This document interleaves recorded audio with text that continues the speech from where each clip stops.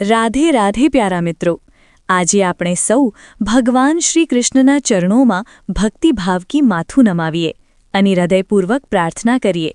હે ગોપાલ, હે મુરલીધર, હે દયાળુ કૃષ્ણ, જે પણ શ્રદ્ધાળુ આ દિવ્ય વાણીને છેવટ સુધી ધ્યાનથી સાંભળી લેશે, તેના જીવનમાંથી દરેક દુઃખ, દરેક ચિંતા, દરેક ભય અને દરેક અંધકારને દૂર કરી દેજો। અને જે આ સંદેશને પ્રેમ અને શ્રદ્ધાથી લાઇક કરશે, શેર કરશે, ચેનલને સબસ્ક્રાઇબ કરશે અને કોમેન્ટમાં રાધે કૃષ્ણ અથવા જય શ્રી કૃષ્ણ લખશે, તેના ઘરમાં, તેના પરિવારમાં, તેના મનમાં અને તેના જીવનમાં અનંત કૃપા, શાંતિ અને આનંદની વર્ષા કરજો। કારણ કે શ્રીકૃષ્ણ પોતે કહે છે કે જ્યાં મારું નામ ગવાય છે, જ્યાં મારી વાતો થાય છે, ત્યાં હું સ્વયં હાજર રહું છું।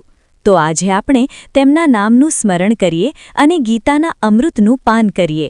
કૃષ્ણ કહે છે, જ્યારે જીવનમાં બધું તૂટી પડતું લાગે, જ્યારે બધા સંબંધો ખત્મ થઈ જાય, જ્યારે કોઈ સાથ ન આપે, જ્યારે મનનો વિશ્વાસ પણ ડગમગાવા લાગે, ત્યારે યાદ રાખજો, આજ તે પવિત્ર ક્ષણ છે જ્યારે તમારું આત્મબળ, તમારી અંદરની શક્તિ પરખાઈ રહી છે। જે વ્યક્તિ આ કઠોર પરીક્ષણમાં શાંત રહે છે, ધીરજ રાખે છે, તે જ આગળ જઈને પોતાનું ભાગ્ય બદલી નાખે છે, પોતાનું જીવન બદલી નાખે છે। ગીતામાં ભગવાન કહે છે, સુખ દુઃખે સમે કૃત્વા લાભા લાભો જયા જયો, એટલે કે સુખ, દુઃખ, લાભ, હાનિ, જીત, હાર આ બધામાં સમાન ભાવ રાખનાર વ્યક્તિ જ સાચો યોગી છે, સાચો જ્ઞાની છે। જ્યારે તમે એકલા હો ત્યારે સંસારના બધા કોલાહલ બંધ થઈ જાય છે, ત્યારે તમારી અંદરનો સાચો અવાજ તમારી આત્માની વાણી સંભળાવા લાગે છે। તે અવાજ જ તમને સાચો માર્ગ દેખાડે છે, તમને તમારા અસલી ઉદ્દેશ્ય સુધી પહોંચાડે છે। એકલાપણું તમારો દુશ્મન નથી, તે તમારો સૌથી મોટો ગુરુ છે। જ્યારે કોઈ માનવી તમારી સાથે નથી હોતું, ત્યારે પરમાત્મા તમારી સાથે હોય છે। જ્યારે કોઈ તમને સાંભળતું નથી, ત્યારે શ્રીકૃષ્ણ તમારા હૃદયમાં બોલે છે, તમને માર્ગદર્શન આપે છે। કૃષ્ણે અર્જુનને કહ્યું હતું કે જે વ્યક્તિ પોતાના મન પર વિજય મેળવી લે છે, તેના માટે કોઈ યુદ્ધ કઠિન રહેતું નથી। તેથી જ્યારે સમય કઠોર બને, જ્યારે જીવન તમને પરીક્ષણમાં મૂકે, ત્યારે પોતાનાથી ભાગશો નહીં, શાંતિથી બેસો, આંખો બંધ કરો, શ્વાસ પર ધ્યાન આપો, મનને સાંભળો અને પૂછો, હે પ્રભુ, આ પરિસ્થિતિ મને શું શીખવા માંગે છે? આ કષ્ટમાંથી મારે શું ગ્રહણ કરવાનું છે? દરેક કષ્ટ એક છુપાયેલો સંદેશ લઈને આવે છે। દરેક એકલાપણું તમને તમારા અસલી સ્વરૂપ, તમારા આત્મા સાથે જોડવા માટે આવે છે। કૃષ્ણ કહે છે, કર્મણીએ વાધિકારસ્તે મા ફલેષુ કદાચણા, એટલે કે તારો અધિકાર માત્ર કર્મ કરવાનો છે, ફળની ચિંતા ક્યારેય ન કર।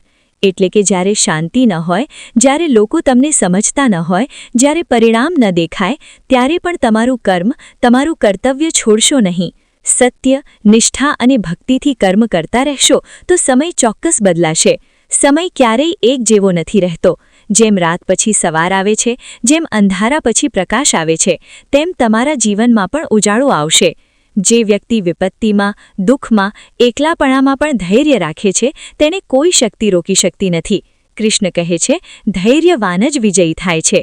તો આજે જો તમે એકલા છો, જો તમને લાગે છે કે કોઈ સમજતું નથી, તો ડરશો નહીં, મનને શાંત રાખો, આંતરિક વિશ્વાસ રાખો કે તમારો દરેક સંઘર્ષ, દરેક આંસુ કોઈ મહાન પરિવર્તનની તૈયારી છે। જેમ અર્જુન કુરુક્ષેત્રના મેદાનમાં વિચલિત થયો હતો, ધનુષ્ય પડી ગયું હતું, તે છોડી દેવા તૈયાર થઈ ગયો હતો, ત્યારે કૃષ્ણે કહ્યું, હે અર્જુન, આ મોહ છે, આ ભય છે, આ તારું સાચું સ્વરૂપ નથી, ઉઠ, તારું કર્મ કર। તે જ રીતે જ્યારે તમે તૂટેલા અનુભવો છો, જ્યારે લાગે છે કે બધું ખત્મ થઈ ગયું છે, તો યાદ રાખજો, આ તમારો અંત નથી, આ તમારા નવા, મજબૂત, ઉજ્જવળ બનની શરૂઆત છે। કૃષ્ણ કહે છે, મનુષ્ય જેવો વિશ્વાસ રાખે છે, તેવો જ બને છે, જેવું તે વિચારે છે, તેવું તે થાય છે। જો તમે વિચારશો કે હવે કંઈ નથી થઈ શકતું, તો ખરેખર નહીં થાય। પણ જો તમે દ્રઢ વિશ્વાસ રાખશો કે સમય બદલાશે, પ્રભુ મારી સાથે છે, તો આખું બ્રહ્માંડ તમારા પક્ષમાં કામ કરવા લાગશે। એકલા હો ત્યારે ફરિયાદ ન કરો, શિકાયત ન કરો। આ તે પવિત્ર સમય છે જ્યારે ભગવાન તમને તમારી જાત સાથે, તમારા આત્મા સાથે મળાવવા માંગે છે।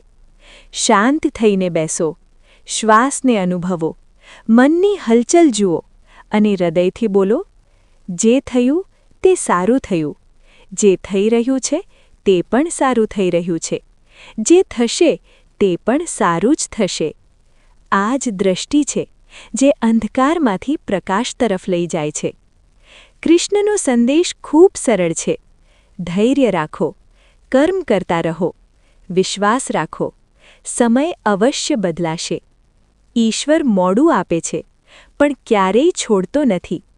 આજે તમે એકલા છો, પણ કાલે આ જ એકલાપણું તમને એટલું મજબૂત, એટલું સમજદાર બનાવશે કે લોકો તમારા અનુભવથી પ્રેરણા લેશે, તમારી વાતથી જીવન બદલશે.